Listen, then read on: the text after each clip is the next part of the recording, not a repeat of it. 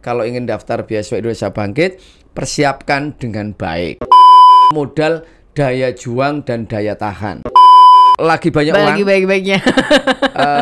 Kemudian bisa harus dimanfaatkan. Mental berfastabikul khairat.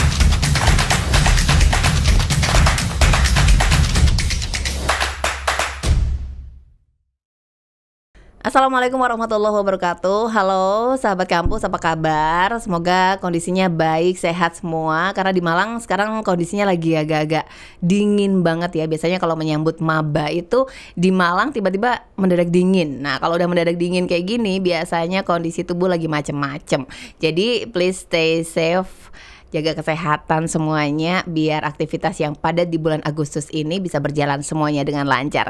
Kali ini di Maliki Podcast bersama saya Farida, tentu saja dengan seorang narasumber yang siapa lagi ya kira-kira narasumber yang sudah dinanti-nanti untuk episode kali ini. Dan kali ini saya sudah bersama dengan seseorang orang penting. Sahabat kampus, orang penting. Kalau mungkin para ini ya awardee yang udah banyak menerima beasiswa gitu, salah satunya sudah kenal dengan nama bapak ini karena bapak ini adalah bapaknya para awardee. Tapi kira-kira apakah cuman LPDP aja yang dibicarakan oleh bapak atau yang dikerjakan oleh bapak? Ternyata enggak. Kita coba kulik ya. Sudah ada Bapak Ar-Rahman Basori. Assalamualaikum warahmatullahi wabarakatuh. Waalaikumsalam Mbak Farida. Sehat Bapak? Sehat, Alhamdulillah. Alhamdulillahirabbil alamin. Pada kesempatan kali ini ada acara, pas lagi ada acara di Malang ya Pak ya? Ya, kebetulan ada acara di Malang. Dan suruh ke sini. Jangan disuruh dong Pak, diminta. Diminta ya. Diminta ke sini. Alhamdulillah diminta aja datang ya. Terima kasih Bapak sudah berkenan hadir. Jadi sahabat kampus, Pak Ar-Rahman Basori kali ini sedang mendampingi teman-teman dosen yang sedang ikut pelatihan PKDP gitu ya Pak. Salah satu program yang juga dicanangkan oleh Bapak. Kalau teman-teman tahu, Pak Ar-Rahman Basori adalah Kepala Subdirektorat Ketenagaan di Direktorat Pendidikan Tinggi Islam dan Direktorat Jenderal Pendidikan Islam Kemenak RI Republik Indonesia. Senang sekali karena beliau akhirnya mau datang ke podcastnya kita, jadi berbagi-bagi. Tapi kalau orang-orang lihatnya, kenalnya itu Pak Rahman adalah ini bapaknya para awardee. Kira-kira selain itu apa sih Bapak tugas-tugasnya Bapak? Mungkin ada program-program yang belum kami tahu. Baik, para pemirsa, mungkin benar bahwa para awardee atau penerima beasiswa scholarship ya dari Kementerian Agama itu, karena saya menjadi ketua Project Management Unit beasiswa Indonesia Bangkit Kementerian Agama. Jadi kita mengkuliahkan, memberikan beasiswa melalui anggaran BIP itu kepada ribuan anak bangsa dari keluarga besar Kementerian Agama. Ada yang di dalam negeri, ada yang di luar negeri. Perguruan tinggi ternama di Indonesia dan juga ada di luar negeri. Selain itu kita juga tugas dan fungsi pokoknya saya adalah sebagai Kasubdit Ketenagaan. Jadi mulai dari semua anak bangsa yang ingin jadi dosen, maka juga kita tangani bersama dengan Biro Kepegawaian. Bagaimana merekrut dosen pada saat kemarin, yaitu tentang P3K ya. Tentu membutuhkan koordinasi dengan Direktorat Diktis yang secara teknis ditangani oleh Ketenagaan. Yang kedua, kita juga menangani bagaimana para dosen-dosen yang ingin meningkatkan kapasitas untuk studi lanjut, baik S3 terutama ya. Maka mereka melalui skema beasiswa Indonesia Bangkit. Itu yang tadi saya singgung beberapa awardee. Yang ketiga adalah kita nangani juga orang-orang dosen-dosen yang mau pindah tugas, namanya mutasi. Misalkan dari UIN Malang ke UIN Semarang, dari UIN Semarang ke ke UIN Alauddin Makassar, atau bahkan dari kementerian lembaga. Itu namanya program atau kegiatan mutasi dosen. Juga ada program bagaimana melalui kewenangan Kementerian Agama yang lektor kepala, kenaikan jabatan fungsional lektor kepala dan guru besar, itu yang rumpun ilmu agama ditangani oleh Kementerian Agama. Kebetulan juga menjadi tusinya Subdit Ketenagaan. Sementara yang ilmu non keagamaan berada di bawah kewenangan Kemdikbudristek. Selain itu, kita juga menangani apa yang disebut dengan seleksi reformasi kepemimpinan pada PTKIN untuk memilih rektor dan ketua perguruan tinggi keagamaan Islam. Nanti ada komisal rektor. Pokoknya urusannya ya dipandang penting-penting, tidak juga biasa-biasa saja. Tapi ini bukan soal itunya, tapi bagaimana kita memaknai dari setiap pekerjaan-pekerjaan itu, Mbak. Iya, kalau sudah dijelaskan tadi ternyata banyak banget dan sangat kompleks. Ini berhubungan dengan banyak orang pastinya ya Pak ya, berhubungan dengan orang seluruh Indonesia. Tapi kalau di mata Pak Ruhman mungkin sambil menikmati ya, jadi nggak berat. Ya, pokoknya dinikmati, dihayati sebagai amanah yang harus dijalankan. Luar biasa. Oke, nah Bapak kalau berbicara tentang ini ya, tadi memang banyak, ternyata tidak hanya berbicara tentang LPDP gitu ya Pak ya. Tidak hanya ternyata guru besar, kenaikan pangkat atau dan lain sebagainya juga menjadi urusan Bapak. Wah, luar biasa. Nah, ini ada pekerjaan yang agak-agak ini ya Pak ya. Resikonya tinggi. Oke. Nah, tapi Pak, mungkin yang paling diminati oleh mahasiswa adalah berkaitan dengan beasiswa ya Pak ya. Nah, kalau tahun lalu saya sempat menjadi peserta PKDP gitu Bapak. Ini kan juga programnya dari LPDP ya Pak ya, dibiayai. Nah, kalau tahun lalu tuh banyak sekali Pak kayaknya ada beasiswa untuk kuliah bahasa Arab gitu ya Pak ya. Ada, terus PPG juga ada. Banyak sekali. Kalau yang tahun ini ada yang berbeda nggak Pak? Mungkin ada program baru gitu. Ya, pada prinsipnya beasiswa Indonesia Bangkit itu menangani beasiswa yang degree atau beasiswa gelar. Itu kita memberikan beasiswa untuk mereka yang menempuh studi S1, S2 dan S3 baik dalam dan luar negeri. Jadi mereka diberikan beasiswa yang full study dari mulai pembiayaan kuliah, kemudian living cost, kemudian uang buku, uang penelitian, dan juga kehidupan sehari-hari, living cost tadi. Pada juga ada tunjangan keluarga bagi untuk program S3. Nah, selain tadi yang disebutkan Farida tadi, itu adalah program-program beasiswa Indonesia Bangkit non gelar, seperti kegiatan peningkatan kompetensi dosen pemula PKDP. Dulu ada 1.700 orang, tahun ini naik menjadi 2.500 orang. Wow. Sementara juga ada kegiatan Serdos, sertifikasi dosen. Tahun lalu 1.700, tahun ini ada 2.500. Setelah di dalam pengembangan bahasa kita ada namanya bagi mereka yang ingin studi di luar negeri, namanya program persiapan studi lanjut, supaya mereka siap untuk mendapatkan beasiswa, siap mengarungi perkuliahan di perguruan tinggi di luar negeri, dan juga kemampuan bahasa. Untuk di dalam negeri adalah kemampuan kita lihat pelatihan penguasaan bahasa asing dan akademik, yang kemudian juga kita lakukan. Selain itu, kita juga ada pelatihan untuk literasi digital bagi guru dan juga bagi guru madrasah dan guru pada PAI.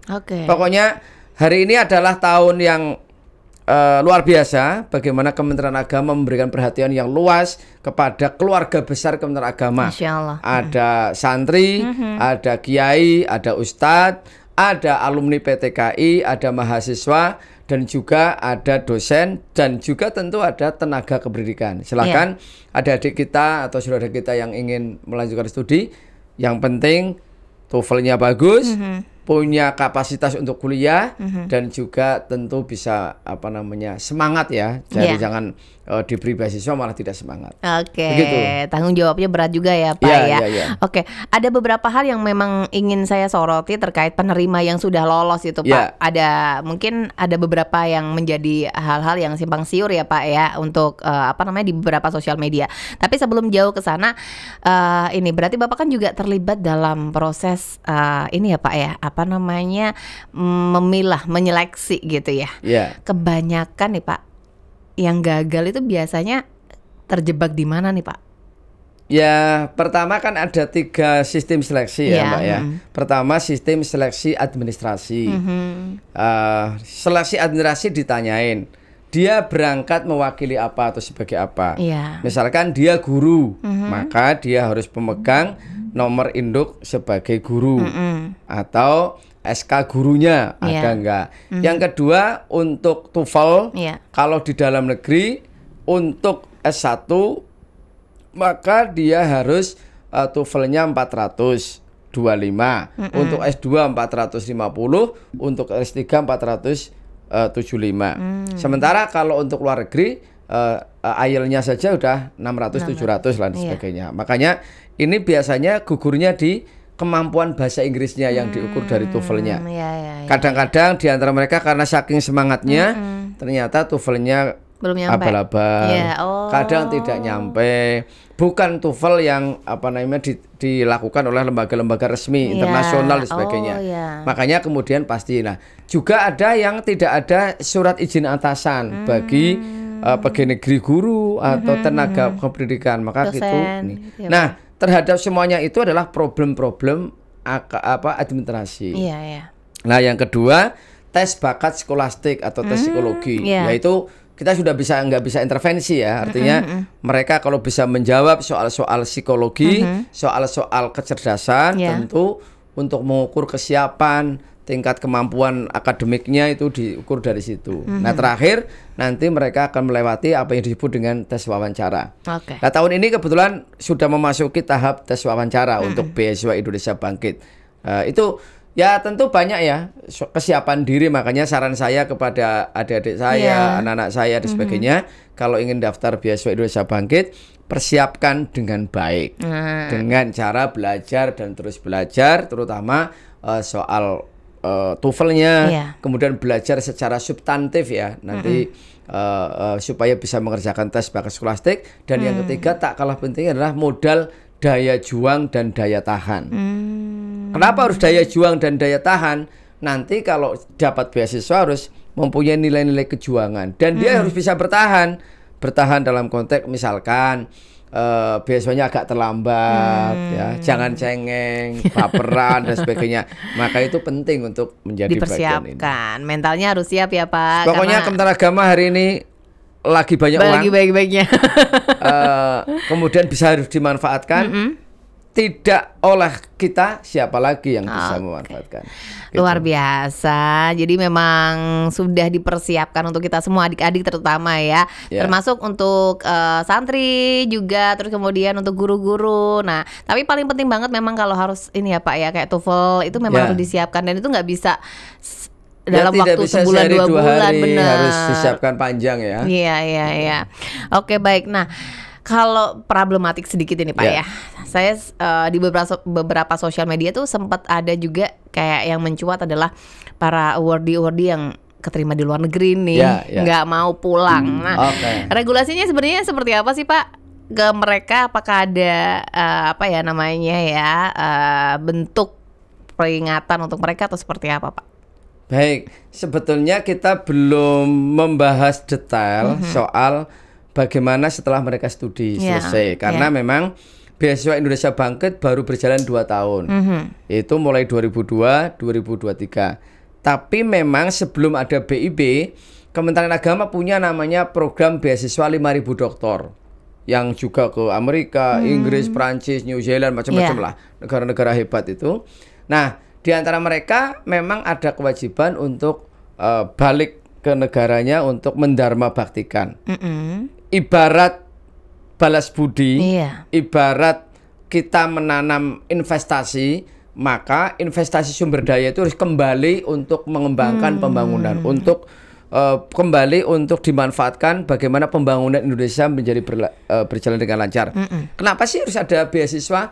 Karena membantu masyarakat yang kurang mampu, membantu masyarakat kalau kira-kira dengan biaya sendiri sulit rasanya bisa diterima di Boston dengan biaya sendiri, atau di perguruan tinggi terbaik ya, di Kanada, di Inggris, Prancis, Australia itu. Makanya negara hadir, negara ingin hadir mencetak orang-orang yang siap pakai bagi pembangunan. Loh, sudah selesai masa nggak pulang? Nah, pasti nanti di dalam pedoman-pedoman beasiswa Indonesia Bangkit akan mengatur sekembalinya itu. Dan insya Allah nggak usah khawatir. Dulu kan orang pada nggak mau pulang karena gajinya sedikit. Di Indonesia tidak diorangkan. Ya jangan begitu pertanyaannya. Pertanyaannya ya apa yang diberikan negaramu ini dibalik apa yang kita berikan kepada negaramu ketika kita negara memanggil ya negara untuk membuktikan. Nah saya kira sudah menjadi kemestian lah bagi para penerima award. Kalau diberitakan soal beasiswa LPDP ya kita juga antisipasi perlu ada mitigasi kalau ada kasus-kasus serupa seperti itu. Oke, baik. Nah itu yang perlu kita pahami sahabat kampus, kalau misalnya kita ingin mendaftar di beasiswa LPDP, itu yang harus kita tahu adalah bahwa kita dibiayain oleh negara yang tujuannya adalah ingin mengembangkan negara ini dari hasil memintarkan anak-anak bangsa gitu ya. Jangan sampai lupa sama tanah air dong. Oke Bapak, saya beralih ke Mosma. Boleh ya Pak ya sedikit ya. Ini karena mungkin para sahabat kampus, anak-anak UIN Malang khususnya, mahasiswa UIN Malang sebenarnya kemarin ada yang lolos Pak, alhamdulillah, kayaknya dari humaniora dan juga ada di 3 ya? Humaniora sama ada salah satu dari tarbiyah gitu. Nah cuman ternyata belum banyak Pak yang paham atau belum banyak yang tahu tentang Mosma ini, program student exchange gitu ya. Nah ini gimana sih Pak, tahun depan berarti harusnya ada ya? Ada. Ya mungkin karena itu program baru ya. Ini kan realisasi dari implementasi Kampus Merdeka dan Merdeka Belajar ya. Saya kira ini nanti bagi peserta Mosma itu akan mendapatkan kesempatan menimba ilmu selama 6 bulan di luar negeri. Tapi sepulang dari sana sudah diakui sekian SKS, kalau nggak salah 20 SKS. Sehingga pulang dari Mosma ya semacam student mobility program lah. Ini tahun ini ada 124 yang berangkat. Kita berangkatkan ke Amerika ada sekitar 46 atau berapa. Selainnya ada yang ke Inggris, ada ke negara-negara Timur Tengah, ada juga negara-negara di Asia Tenggara. Nah ini akan kita bahkan mungkin akan lebih banyak lagi tahun depan. Makanya kalau ada anak-anak kita yang belum paham, kedepannya mudah-mudahan paham. Nah yang kedua, seperti spiritnya, ini juga lagi-lagi kesempatan negara hadir untuk mahasiswa. Coba bayangkan di zaman kita kuliah, kita itu saya dan mungkin selevel saya usia-usia sudah kepala 4 ya, kepala 3, 5 ke atas, sangat sulit mengharapkan kesempatan studi di luar negeri. Nah ini baik oleh LPDP pusat, LPDP reguler maupun LPDP kolaboratif yang menggandeng Kemenak dan juga Kemdikbudristek, tentu ini menjadi kesyukuran yang luar biasa. Caranya mengungkapkan rasa syukur ya belajar itu supaya bisa mengambil bagian dari program Mosma, program degree dan sebagainya. Jadi memang banyak sekali programnya. Kemarin juga ada program double degree juga ya Pak ya, yang 1 tahun ke luar negeri itu. Nah kayaknya syaratnya nggak jauh-jauh beda dari itu. Yang jelas TOEFL itu kayaknya penting ya Pak. Menjadi penting. Bisa dipersiapkan dari sekarang. Nah tahun depan pas udah dibuka, udah siap nih semuanya. Cuman yang menjadi pertanyaan saya adalah Pak, kan di universitasnya yang di luar negeri udah ditentuin ya sama pihak Kemenak ya Pak ya, atau gimana Pak? Beberapa sudah ditentukan karena memang ini implementasi dari MOU, Memorandum of Understanding. Tapi sebagian juga boleh mencari sendiri. Jadi prinsipnya begini, teman-teman kita yang ikut Mosma dan juga ikut degree itu adalah pakai 2 model. Pertama, kampusnya memang sudah paket ya, sudah ditentukan oleh Kementerian Agama. Yang kedua, kampusnya mencari sendiri. Setelah diterima BIP, maka kemudian mencari sendiri. Dan itu juga berlaku untuk beasiswa gelar. No problem bagi saya. Yang penting sudah. Kemarin kita ke Amerika, beberapa kasubdit, ada 4 kasubdit itu dalam rangka mencari jalan keluar, kampus-kampus mana yang bisa kita ajak untuk membantu adik-adik kita untuk Mosma dan juga studi lanjut itu. Berarti itu kan kalau ada transfer kredit itu harus berkaitan ya Pak dengan penyelenggara perguruan tinggi tersebut ya, yang mengirim mahasiswanya. Namanya bukan transfer kredit kali ya. Jadi Pak? Nanti disetarakan ya. Setelah ikut Mosma, dia dianggap sudah gugur mengambil sekian SKS, katakan 20 SKS. Iya, 20 nah, SKS. tentang teknisnya nanti akan ditangani oleh wakil rektor 1 masing-masing pada kampusnya masing-masing ya. Kampus misalkan UIN Malang WR 1-nya nanti duduk bareng kira-kira mata kuliah mana yang akan di-checklist menjadi setara senilai 20 SKS itu. Dan itu saya kira luar biasa. Dia tetap bisa kuliah tepat waktu, tapi juga pengalamannya yang ada menurut saya. Loh iya loh, ini luar biasa pengalaman ke negeri orang ya, bagaimana memahami cara berpikirnya mereka, culture-nya kayak apa, suasana pembelajarannya kayak apa dan sebagainya. Yang ini saya kira pengalaman yang sulit terlupakan, menjadi bekal bagi adik-adik kita di yang hidup di abad inilah saya kira. Oke, memang bisa menjadikan kita tuh lebih open mind sih dengan apa perbedaan culture itu. Berarti itu memang harus sudah terstruktur ya Pak dari WR1, mungkin nanti akan diturunkan ke WD1, masing-masing fakultas kan punya kekhasan masing-masing ya Pak ya. Jadi memang harus diselesaikan. Oke, tapi yang jelas sahabat kampus, kayaknya kalau teman-teman pengen lolos beasiswa ataupun mengikuti program-program yang lain, itu memang harus dipersiapkan dari sekarang seperti itu. Jangan lupa untuk komunikasi dengan Kaprodi, wakil dekannya, atau mungkin bisa ke WR1, tapi nanti mungkin kita akan menunggu WR1 yang akan berkomunikasi secara struktural. Oke Pak, yang terakhir nih, mungkin pesan untuk para kami dari khususnya di mahasiswa UIN Malang, tips dan triknya, atau juga pesan untuk anak-anak zaman sekarang itu kan sebagian tuh kreatifnya luar biasa Pak. Cuman kadang-kadang nggak disertai sama mentalnya nih.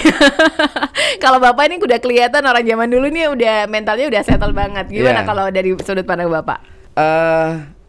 Kaum milenial ini kan berbeda dengan kelompok-kelompok kita yang lebih senior ya. Mungkin guyonannya seperti kelompok kolonial lah ya. Jadi beda. Anak milenial dia mempunyai karakter, dia pede ya, pede berselancar di dunia maya. Kemudian anak milenial dia tidak senang kalau terlalu monoton hidupnya, termasuk memilih pekerjaan itu juga bisa ganti-ganti. Bahkan menurut penelitian orang-orang milenial itu bisa bekerja dalam suatu waktu di 2-3 perusahaan.